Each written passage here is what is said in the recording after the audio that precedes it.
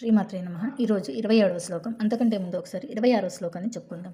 అథ చైనం నిత్యజాతం నిత్యం వా మన్యసే మృతం తథాపి త్వం మహాబాహో నైవం శోచితుమర్హసి. 27వ శ్లోకం.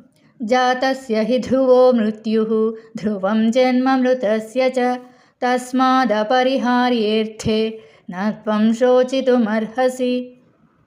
జాతస్య అంటే పుట్టినవానికి, హి నిజంగా, ధ్రువో ఖచ్చితమైనది నిస్సందేహంగా లేదా ఖచ్చితమైనది ఏదైనా చెప్పుకోవచ్చు, మృత్యు మరణం, ధ్రువం తప్పదు, జన్మ పుట్టుక, మృతస్య మరణించిన వానికి, చ అంటే మరియు, తస్మాద పరిహార్యేర్థే కాబట్టి ఈ తప్పని పరిస్థితిలో, నా కాదు, త్వం నీవు, శోచితుమర్హసి శోకించవద్దు. పుట్టిన వానికి మరణం తప్పదు, మరణించిన వానికి మరల పుట్టుక తప్పదు. కాబట్టి ఈ అనివార్యమైన దానికోసం నీవు శోకించవద్దు.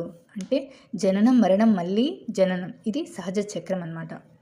శ్రీకృష్ణుడు అర్జునునికి చెబుతున్నది తప్పించలేని దానికోసం శోకించకూడదు అని జ్ఞానోపదేశం చేస్తున్నారు.